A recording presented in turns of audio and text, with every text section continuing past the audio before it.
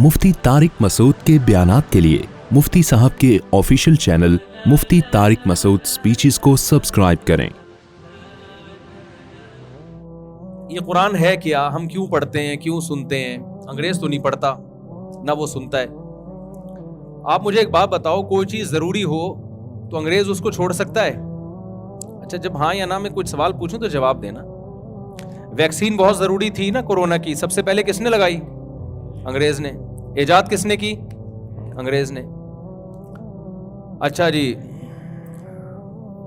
सफर इंसान के लिए मुश्किल हो गया था तो ट्रेन का इजाद होना जरूरी था, जरूरी काम था ना, तो किसने इजाद की है? अंग्रेज ने।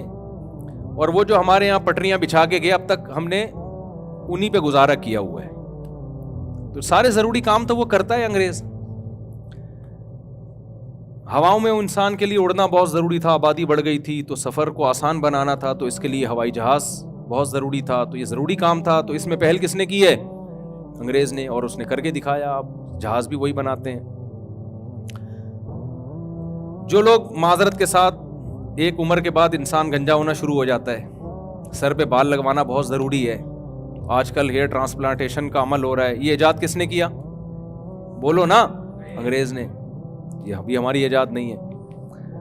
तो हर जरूरी काम कौन कर रहा है? अंग्रेज। सवाल पैदा होता है, अगर कुरान हमारे लिए इतना जरूरी है तो इसको, अंग्रेज को इसमें आगे होना चाहिए था ना।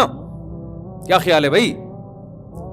किसी जरूरी काम में हम आगे नहीं है। तरावी में अल्लाह का शुक्र है हम कहां होते हैं? किसी हद तक आगे होते हैं। ये अल्लाह का फजल है।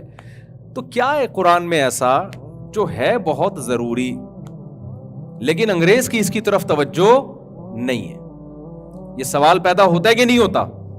या तो माज अल्लाह नकले कुफर, कुफर नबाशत, कुरान जरूरी है ही नहीं। अगर जरूरी होता तो अंग्रेज इसमें हमसे आगे होता। या तो कुरान जरूरी नहीं है, तो फिर हम क्यों पढ़ें भाई? हम तरावी में क्यों सुने, अपने बच्चों को क्यों पढ़ाएं, और बात बात पे कुरान की कस्में क्यों उठवाएं हम?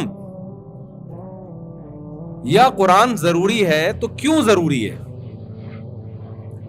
क्या है इसमें ऐसी बात जो हमें दूसरी किताबों में नहीं मिलती? तो आज मैं थोड़ा सा इस पे रोशनी डालूंगा कि मेरे और आपके लिए कुरान पढ़ना, समझना और उस पर अमल करना क्यों जरूरी है।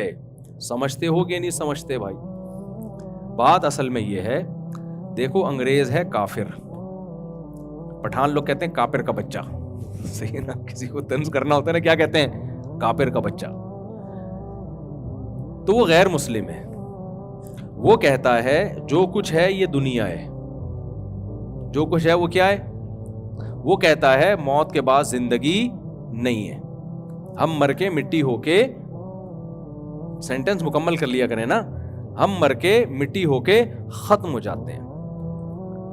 लिहाजा जब दुनिया ही सब कुछ है तो इसमें जितना आगे जा सकते हो आगे जाओ। जो इस दुनिया में आगे नहीं बढ़ा वो है नाकाम। वो क्या कहलाएगा? नाकाम। सक्सेस की डेफिनेशन अंग्रेज के नजदीक ये है, आपकी सेहत अच्छी हो, आपकी जेब में पैसे हो, आपकी इज्जत हो। ये तीन चीजें जिसमें पाई जाएंगी वो एक सक्सेसफुल इंसान, बोलो, कहलाएगा।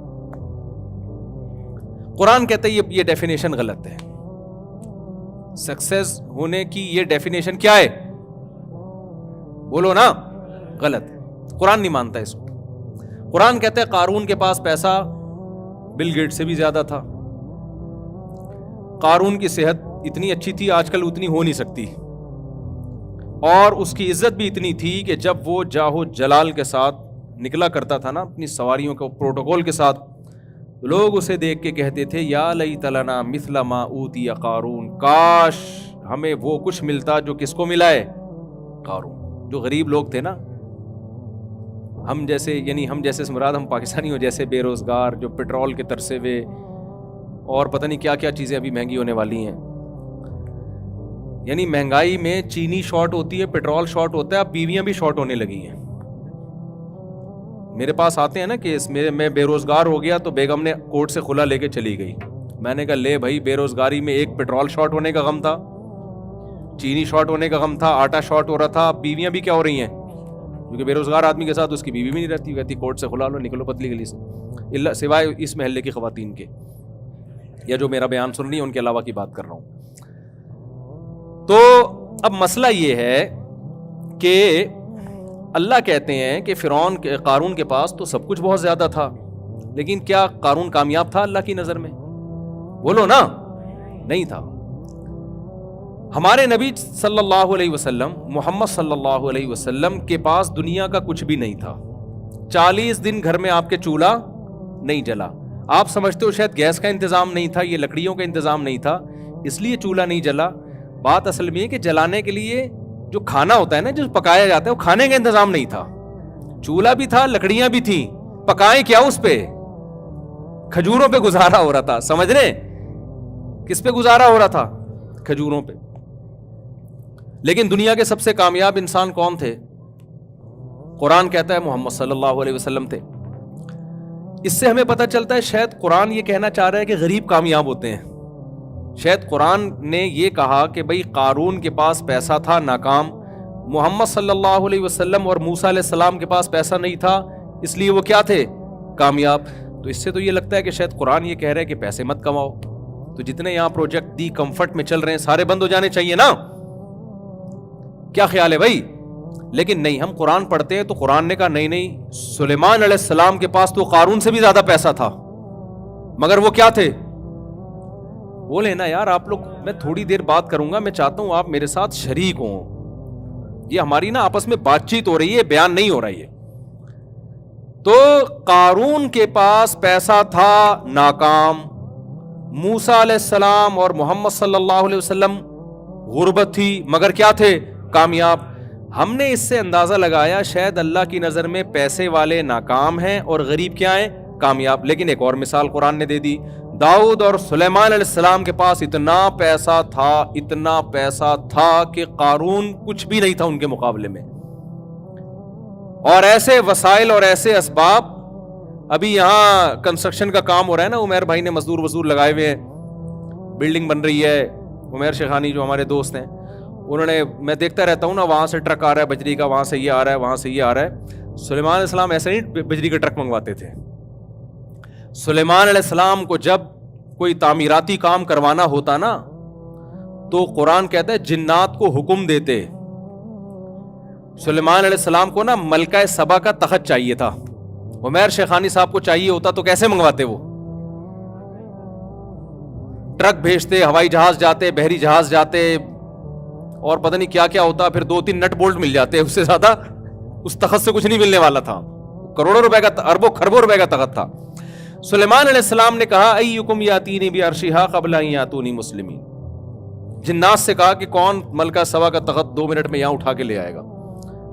تو ایک بزرگ تھے, ان کی کرامت تھی, انہوں نے کہا آپ پلک جھپکنے سے پہلے میں لے آؤں گا, اور یہ کہا اور تخت حاضر تھا سامنے. ہر چیز سلیمان علیہ السلام کو اللہ نے دی. پرندوں کی بولیاں سکھائیں, ایجنسی کا کام پرندوں سے لے رہے ہیں, مضبوط طاقتور جنات ان کے تابع بنا دیے, اور لائف اسٹائل بھی بہت شاہانہ. جب پیسہ دیا تو اسٹائل بھی کیسا تھا؟ شاہانہ, بہترین تاج, بہترین تخت. یہ جو لوگ کہتے ہیں نا کہ یہ پیسہ ہو اور رہو غریبوں کی طرح, یہ اسلام کا حکم نہیں کہ لگژری گاڑی میں کیوں گھوم رہا ہے. بھائی اگر پیسے ہیں تو لگژری گاڑی میں ہی گھومنا پڑے گا آپ کو. ہمارے نبی کے پاس پیسہ آیا تو آپ نے صبح آیا تو شام سے پہلے خرچ کر دیا, شام کو آیا تو صبح سے پہلے خرچ کر دیا. تو آپ نے غربت کو اختیار کیا. اسلام میں اس کی کوئی مثال نہیں ملتی کہ پیسہ ہو اور رہو غریبوں کی طرح. میں سمجھا پا رہا ہوں اپنی بات؟ یا تو رکھو ہی نہیں پیسہ, صبح آیا تو شام سے پہلے سارا صدقہ کر دو, پھر شام کو کھانے کے لیے روٹی نہیں ہے. لیکن ایسا توکل کسی میں آج کل ہوتا نہیں ہے, اور نہ ہونا بھی نہیں چاہیے. یہ اسلام کا حکم بھی نہیں ہے.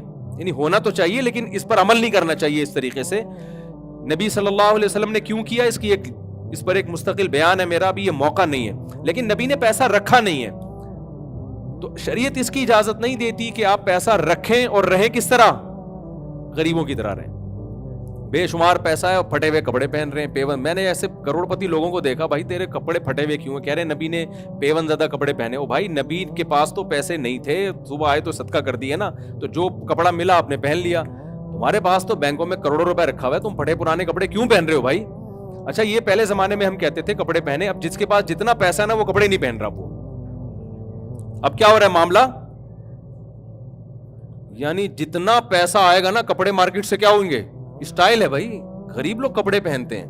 اب تو ایک آدھ چٹی مٹی پہن کے نا مالدار آدمی کہہ رہا ہے یار اسٹائل ہے ہمارا, یہ کپڑے وپڑے تو غریبوں کا کام ہے پہننا. خیر میرا موضوع نہ کہیں چینج ہو جائے نا, میں اس لیے ذرا کوشش کر رہا ہوں کہ وہ, یعنی مالدار خواتین کے کپڑوں پہ پیسہ بہت لگتا ہے مگر کپڑا نہیں لگتا.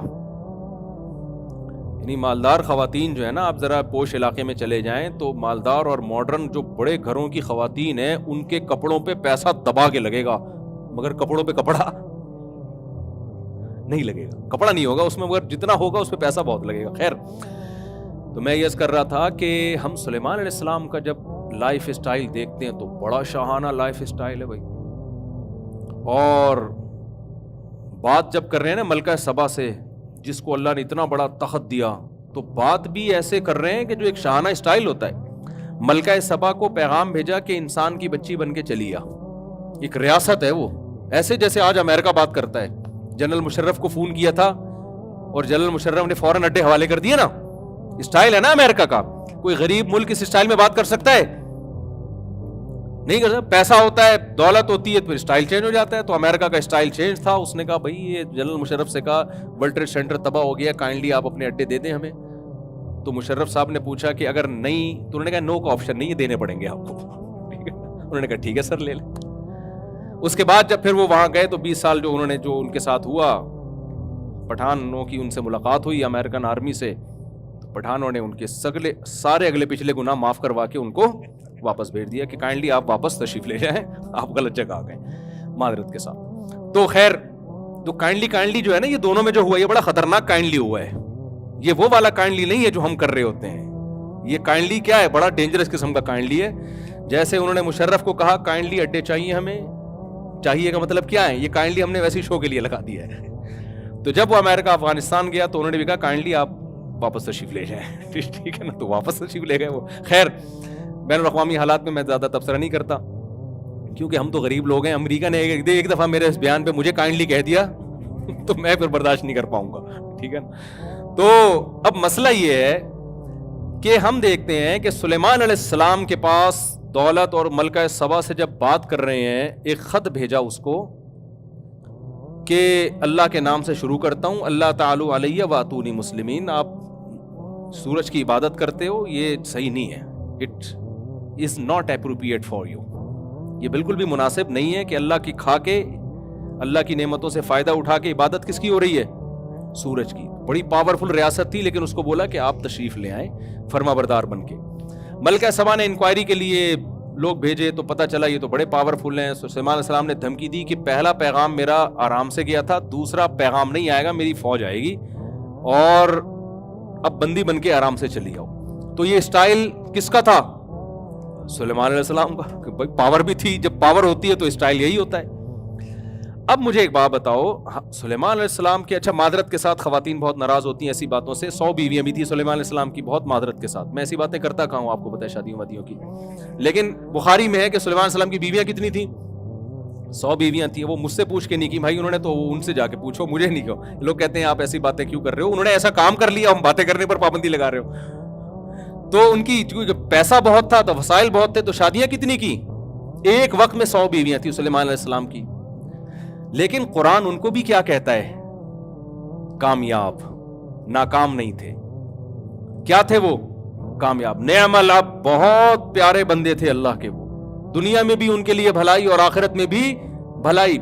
تو اے اللہ, کبھی تو بتا رہا ہے کہ غریب کامیاب ہے اور مالدار ناکام ہے, کبھی تو کہہ رہا ہے کہ مالدار کامیاب ہے, غریب کیا ہے, ناکام ہے. تو سمجھ میں نہیں آ رہا.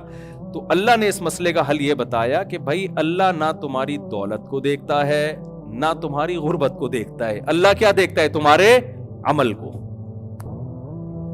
جو غریب ہو کے اللہ کو خوش کرے وہ غربت میں کامیاب ہے, جو مالدار ہو کے اللہ کو خوش کرے وہ مالداری میں کامیاب. ہم صحابہ میں دیکھتے ہیں, حضرت بلال انتہائی غریب تھے لیکن حضرت ابو بکر بہت مالدار تھے. ہمارے ہاں جامع الرشید میں حضرت ابو بکر کے بارے میں جو تاریخی روایات سے ان کے جو اثاثے ملتے ہیں, ایسٹس ملتے ہیں, وہ اربوں روپے میں, اس زمانے کے اربوں روپے بنتے ہیں وہ. حضرت عثمان اتنے بڑے تاجر تھے کہ 400 گھوڑے ایک ٹائم پہ انہوں نے صدقہ کر دیے, گفٹ کر دیے. تو جو 400 گھوڑے ایک ٹائم پہ کر رہا ہے اور پھر بھی مالدار ہے, اس کے پاس بیک اپ پہ کتنے گھوڑے ہوں گے؟ آپ کیا سمجھتے ہو گھوڑے کیا گٹکے کی قیمت میں ملتے تھے؟ ہے بھائی, اس زمانے کی شاہی سواری تھی گھوڑا بھائی, یا آج کی لینڈ کروزر ہے وہ. تو 400 تھی ان کے پاس جو صدقہ کیے, اور اس کے علاوہ بھی تھے اونٹ اتنے اتنے ان کے پاس. ارب پتی تاجر تھے عثمان رضی اللہ تعالیٰ عنہ, وہ بھی کامیاب, اور حضرت بلال جو غریب تھے وہ بھی کیا تھے؟ کامیاب تھے. تو اسلام سکسیس اور کامیابی کی وہ ڈیفینیشن بیان نہیں کرتا جو کون بیان کرتا ہے؟ گورا. گورا کہتا ہے مادی ترقی ہی کامیابی ہے, لہذا اس کی نظر میں قرآن کی ویلیو نہیں. اسلام کہتا ہے کہ اصل کامیابی کیا ہے؟ آخرت.